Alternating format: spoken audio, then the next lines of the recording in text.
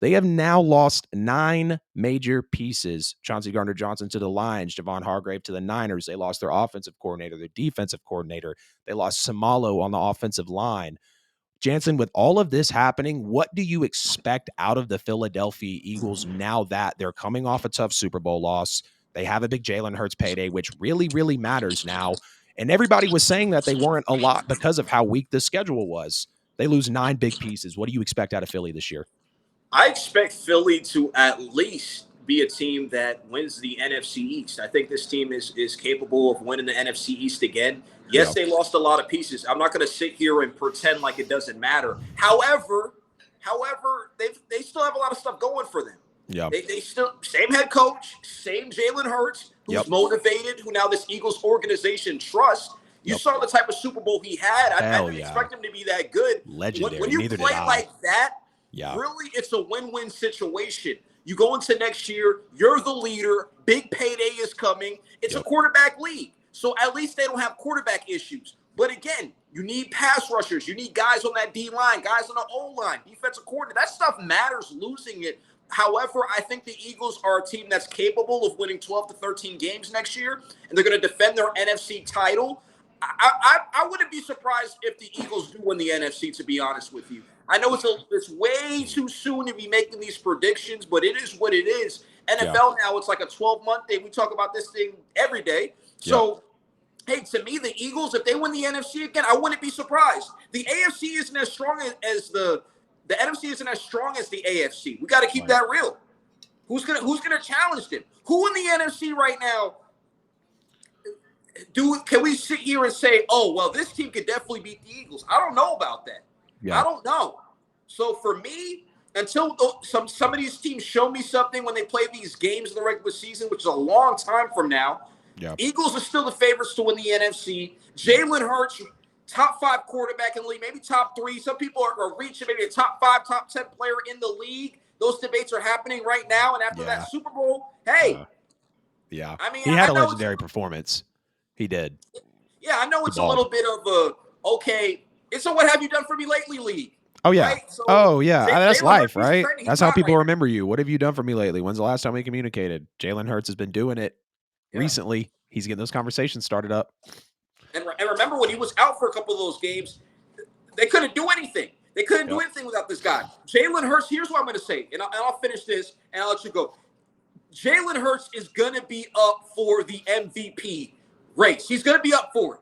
He probably wants to win it. He wants to show everybody it's time to open up that checkbook. It's time to get that guarantee. Because he's still got doubters even after the Super Bowl. Even after the Super Bowl and the way he played, he outplayed Patrick Mahomes. I know Mahomes won. I know Mahomes got Super Bowl MVP. Clearly winning fixes everything. Mahomes could have thrown for 85 yards and people would still be praising him and putting him where they're at. But Jalen Hurts, with the way he played, and for people to still be talking about him the way they are, I don't understand it. Because haters are going to hate. And look, I'm going to be honest with you. Any other player that plays like Josh Allen plays like that, Joe Burrow plays like that, Lamar Jackson plays like that, Kyler Murray plays like that, we are unleashing the flower basket for all of them, but they can't do it for Jalen. And it really irks me, so I'm right there with you, bro. Yeah, and I'll tell you what, man, haters are going to hate. Look, I'll admit to you, Adam, I was a Jalen Hurts hater. I was in group chats like, man, Jalen Hurts isn't going to be that good. People were telling me Jalen Hurts is the next Donovan McNabb. And I was like, there's no way he's the next Donovan McNabb. I watched Donovan McNabb's career, and he was pretty good. I'm not going to say excellent. Wasn't able to win the Super Bowl, but that's a different discussion. But, yeah, Jalen Hurts, man, he shocked me. He shut me up. I'm on his bandwagon now. I'm like, okay, the way he's been playing, I can't hate no more. I can't hate. I'm sorry, Jalen Hurts. Right. Now, hey, don't be sorry to Jalen Hurts. Be sorry to the people that aren't necessarily picking up on him. Yeah, so talking about the expectations for next year. So the NFC East is getting a little crazy, okay? You got Darren Waller with the Giants. Daniel Jones did just get paid. Brian Daboll looked good. The Giants were really impressive, okay? The Giants are one of the teams that really, really shocked me a lot last year. You've got let me get our graphic back up here. There we go. You've got the Cowboys who now have Brandon Cooks, I believe, who is an absolute dog and has been a dog in the NFL for a while. I think he's got 6,000-yard season, so it's absolutely crazy. And the Cowboys just look very good last year. I'm not saying that they're going to be a true NFC contender because I never bought into that last year. We've seen this from Dallas. It's just like with Green Bay. We've seen these teams before be good. Never fool me into being great, and then when they lose in the playoffs, people are like, oh, wow. I'm like, the writing was on the wall the whole time. You just had to see it and really watch these watch this league.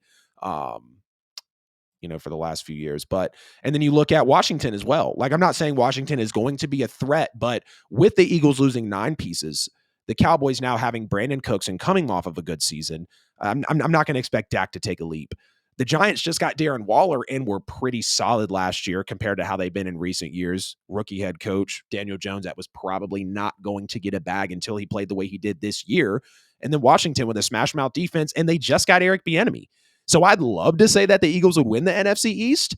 I think they're the second best team. Not the second best team. I think they will finish second for sure. I'd love to say first, but I mean, when you're talking about losing the safety in the NFL, love Chauncey Gardner-Johnson. I wish the Saints could have worked it out with him, but apparently he's a very expensive guy. And he said when he went to the Lions, I had to do what was right for the family. I'm not going to knock you, bro. You're a multimillionaire. You're a businessman. Do your thing. Chauncey Gardner-Johnson, who led the league in interceptions, goes to the Lions. Javon Hargrave goes to the Niners.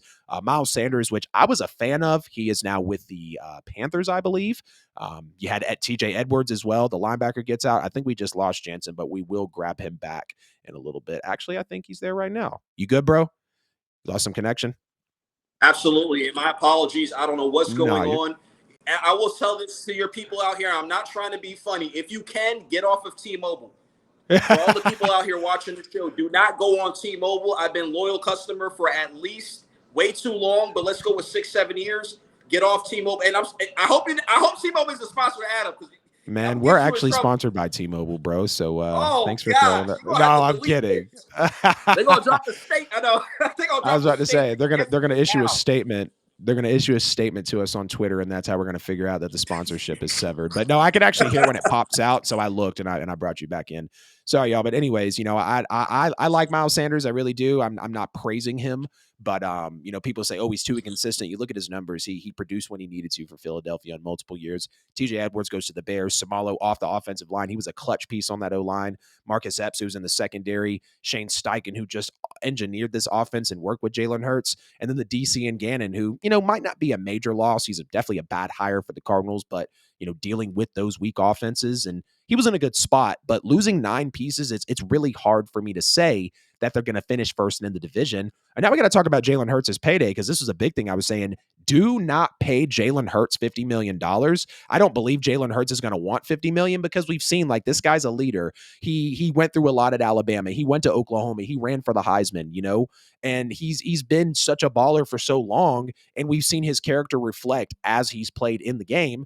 So I believe he would take a hometown discount. Like, call me crazy. I'm not comparing him to Brady for the talent, but as far as Brady taking a hometown discount, if reports came out and said the Eagles signed Jalen Hurts to a 5-year, $150 million contract, I wouldn't be shocked. That's still 30 M's a year for the quarterback. I know people are going to flip when I post this on social, but Jalen is that type of guy. And now it is very important. Yes, they've let these people go, and maybe it's, there's more of a bag for Jalen, but this is going to be a part of the Eagles that they're going to have to go through, because we've seen them a couple years ago. They win the Super Bowl with Doug Peterson. They had the playoff game against the Saints, have my Saints on the ropes, and then the Saints end up pulling it out. Now they're in the Super Bowl again. So they're getting to be a team that is very prevalent, or not very prevalent, but they're starting to have a case in more postseasons than not. This is going to be a part of it. Just like when the Rams brought Stafford over, they had to go through the Super Bowl hangover. I unfortunately kind of see one for Philadelphia right now. I mean, how do you plug this many holes knowing that Jalen Hurts' payday is coming up? You're about to spend, if he gets paid like the media and the NFL today wants him to get paid, he's going to get paid $250 million easy. He's easily going to sign a $250 million contract. And it'll probably be for 5 years, maybe 6 to make it a little less. So that's really important for them coming up. But I want to check the chat here. I see it going off a little bit. He said, T for terrible. What do you mean? Anyways, we'll get through it. I don't know. Darby's always dropping me some gems there. But yeah, I mean, it's going to be really tough. It's going to be tough for them to finish first in the division. And you look at their opponents as well. I think I had it. Where is it at? Yeah, I had it pulled up here. So at home, they have obviously, the division people, the Cowboys, Giants, and Commanders. But then they're going to have the Cardinals, Bills, Dolphins, Vikings, and Niners. I think they'll split in the division. So I see them going 3-3, at least in the division. They'll beat the Cardinals. I think they're going to lose to the Bills.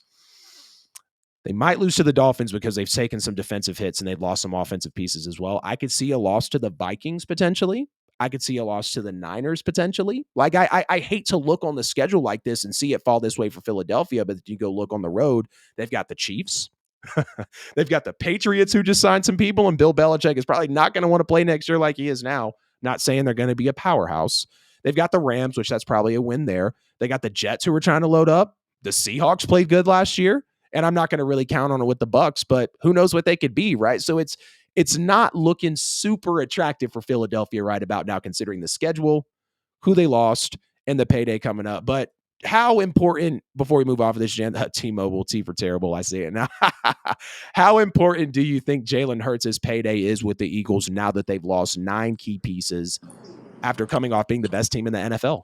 I agree with you 100%. I think Jalen Hurts is that type of player that will take a cap-friendly deal. I don't know what those figures are going to come out to. And to be honest with you, I will say this about the NFL. They're inconsistent when it comes to the salary cap thing.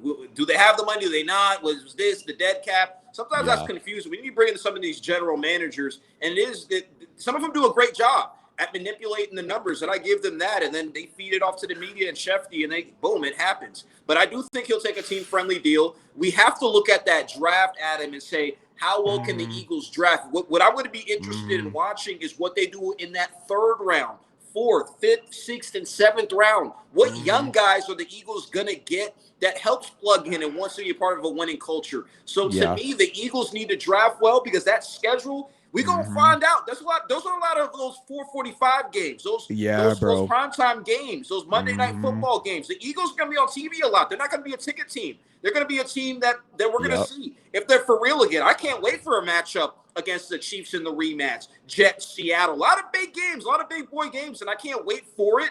But what the development of these young guys, and that's what the great teams That's what it's going to be.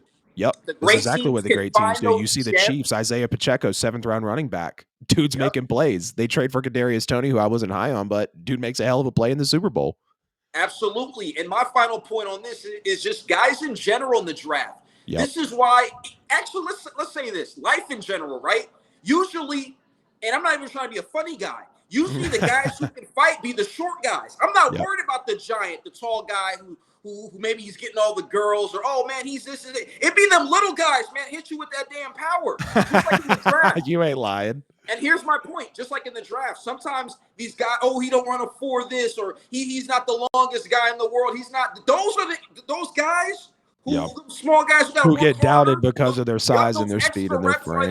People are at the club, they're in the gym at 1:15 in the morning.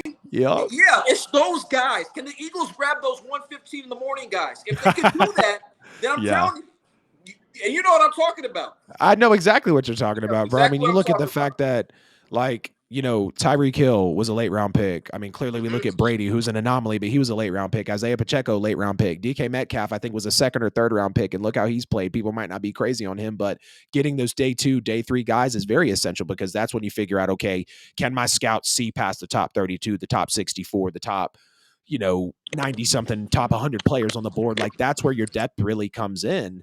So I'm 100% right there with you, man. But it's definitely so important. And before we get off of this, I mean, just again, the Eagles' schedule. So at home, they have the Cowboys, Giants, and Commanders. I think they're going to split in the division, considering the pieces they've lost now.